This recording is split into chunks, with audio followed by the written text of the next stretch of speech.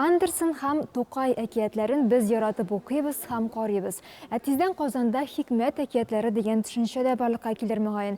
Чөнки Кариев театрында Назим Хикмәт әкиятләре буенча спектакль куела. Hatta unutkanlığında. Все-таки дотронемся до лица, да? Попробуем. Dürüst etsen, sana minnet ikile. Сукыр падиша ханың уллары, гүзәл кыз Айша, аңа гашык Болот һәм Убырлы. Булар барысы да төрек язучысы Назим Хикмәт язган әкиятләрдә. Казанда беренче тапкыр әлеге язучының әсәрләренә мөрәҗәгать итәләр.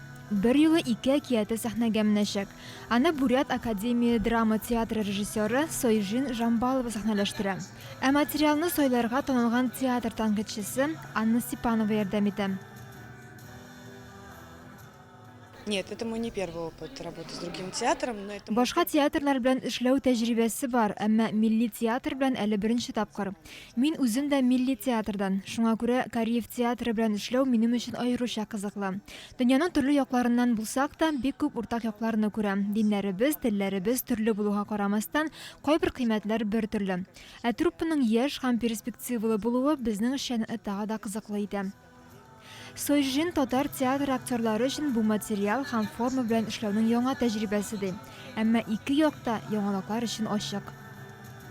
Үзенчәлекле, чөнки менә без инде күпмедер тәҗрибәләр сарыларак, кайвакыт өйрәнеп, ияләнеп китәсең инде бер төрле генә дулкында. Шулай бит. Театр бит инде ул иҗат итәргә тиеш, хәрәкәт итәргә тиеш, атларга тиеш, каядыр яңалыкта кергә тиеш. Шулай бит. Кызыклы образлар, үзенчәлекле декорация, күңелгә үтеп керүче музыка һәм пластика аша балалар белән сугыш, мәхәббәт, бурыч һәм намус турында сөйләшәчәкләр. Спектакльнең рәссамнары Геннадий һәм Надежда Скомороховлар, хореографы Мария Суекаева, композиторы Дахалә Жамбалов. Һәрбер актерны без икешәр образда күрә алачакбыз. Bu Хикмәт әкиятләрендә минем ике образым бар.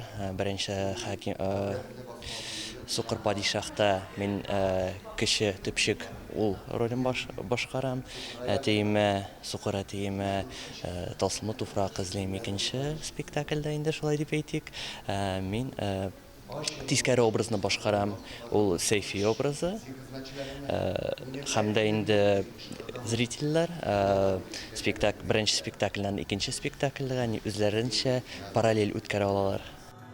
Хикмәт әкиятләре премьерасы Кариев исемендәге Казан Татар дәүләт яшь тамашачы театрында 31 гыйнварда һәм 1 февральдә көтелә.